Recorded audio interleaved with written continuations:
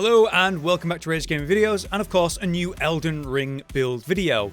One that is based around this Ash of War, the double slash, which you might notice is a bit familiar. If you've ever seen Rivers of Blood in the Corpse Piler, which I reckon you probably have, yes, it's the same Ash of War, it works the same way. After the many nerfs of Corpse Piler and Rivers of Blood in general, this Ash of War has become contextually much better and very powerful with the right build. Just using it with high dex and keen is very effective in both PvE and PvP, and even competitive with Rivers of Blood and its output, which is really impressive. But then we have that and we slap Bloodflame Blade on it. Now we have double the bleed build-up and fire damage, which is what we were lacking from, say, the Cursed Blood of Rivers of Blood, and things are now very different as we absolutely steamroll bosses and burst people in PvP for outrageous damage with that combo, which is a lot more viable because we're using a Nagakiba instead of the Rivers of Blood, which is a longer katana, doing the same thing with better range. This is ridiculous, and it's time for us to talk about it. We're going to have a look at this build before we even worry about Bloodflame, compare it to the Corpse Piler Ash of War, then with Bloodflame,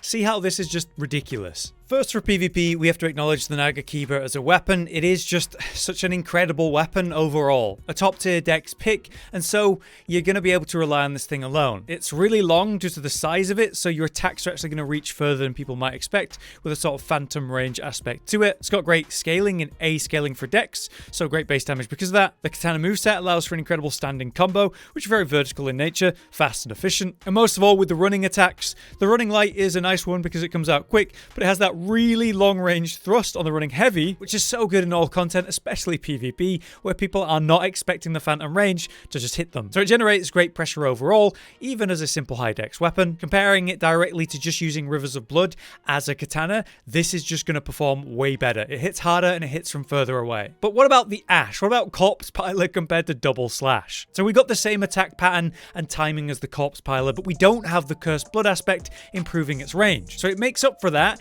in a smaller range technically, with much better raw damage on the Ash itself. The actual range of the Nagakiba means the melee physical side of, say, the Corpse Piler is much better here, catching people when they don't expect it because it just reaches them where the Corpse Piler wouldn't. Corpse Piler requires you to hit with the weapon and the Cursed Blood to see genuine relevant damage now, so you need to be closer with the Corpse Piler than you do with the Nagakiba and double slash. Because it's got nice recovery, that means you can get out of it easy, and it works incredible in combination right after, say, doing a running attack, or otherwise maybe you're tricking someone into a trade they do not want to take, and you can even delay the following slashes of the combo by holding the following Ash usage to then strike after a delay to catch people out after maybe missing or intentionally timing it to roll catch. So I find using this in combination with the basic attacks, or as a trick as I pull out a quote missed attack, that works really well. But it does require a bit of effort compared to the Rivers of Blood to land, because the Cursed Blood is still technically further reaching,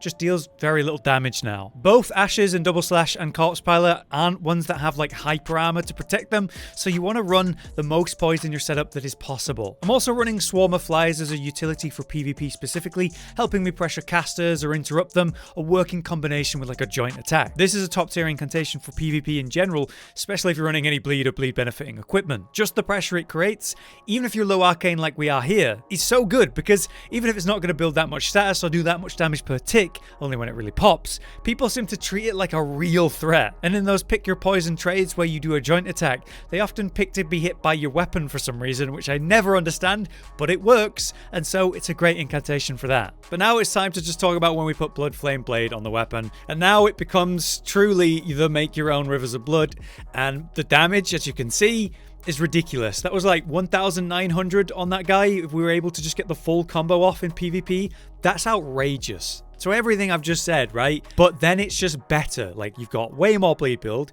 you've got fire, the damage just per hit is better, and the fact that you're going to pop bleeds consistently now, it's just otherworldly stupid. If you were missing like the old Rivers of Blood with the ridiculous range and bleed build up, this is basically the best alternative we have in PvP. How it was performing before we put this buff on was really, really respectable. But now this is just kind of nuts, and I feel dirty using it in PvP at this point. So with that said, how are we looking at things in PvE? If we were to compare the three builds, we can see how things progress. If we just look at the weapon without Bloodflame buff, you can see that we're getting about 6k damage on this New Game Plus Scion. The very same Scion in New Game Plus with a suitable River's Bleed build. You can compare that the bleed is obviously going to be better, but it seems that the straight raw keen damage is actually able to do more initial impact, which is technically better when we think about the shorter punish windows. Then we look at it in Bloodflame version, and obviously this is ridiculous. We're getting to like 7 to 8k damage. It's a lot more damage and a lot more DPS potential at that. This shows that the build will work really well without Bloodflame,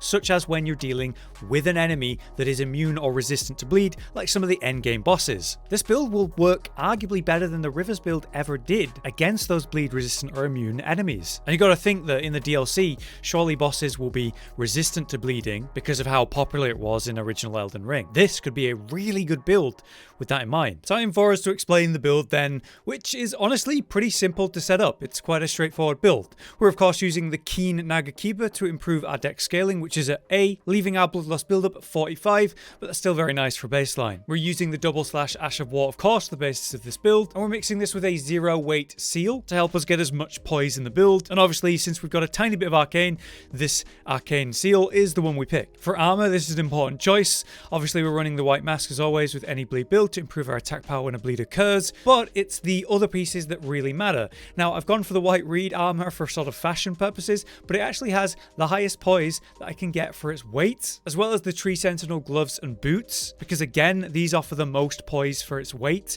which is really important because we want to be able to trade with the Ash of War and not get interrupted, so as much poise as you can get in this build is vital. For the talismans though, we're dealing damage with Ashes of War, so Shadow of Alexander. Again, with bleed damage, the Lord of Blood's Exultation is vital. And then we are doing successive hits, so Millicent's Prosthesis for a bit of extra dex and successive attacks with the Rotten Winged Sword Insignia is an obvious choice. For our Wondrous Physic, then again, we have the successive attack power in there, and utility in the other slot for whatever you want. I like the Crimson Bubble tier. A quick look at our stats shows that we have 60 Vigor, which is the requirement for PvP in general, but you could go lower if this is just a PvE build. 14 Mind gets us just over 90, and if you have a look at the Ash of War, it costs 6 per use, and the following attacks cost 3. So in multiples of 3, we have just over 90, allowing us to get an extra cast off with this. 17 Endurance is the most I could squeeze out with the numbers that I've got, because I need 18 Strength to actually equip the Nagakiba, and then we go as high with the Dex as we can go.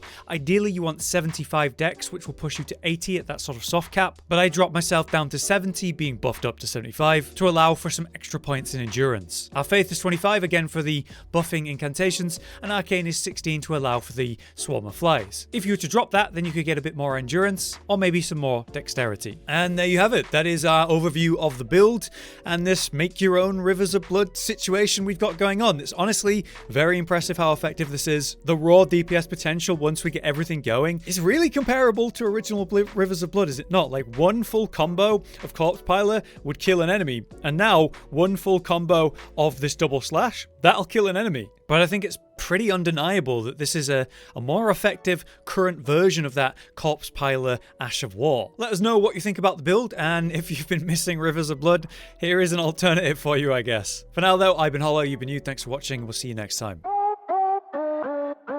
Josh, Cotton, and Hollow with the videos, dropping the humor like a hammer on your tippy toes, bringing entertainment on a daily arrangement to take our insanity and turn it into entertainment. Yes, I said entertainment twice, to reiterate that it is nice to look into your faces on a mostly daily basis when you let us in your homes to make the whole world a stage. Goodbye.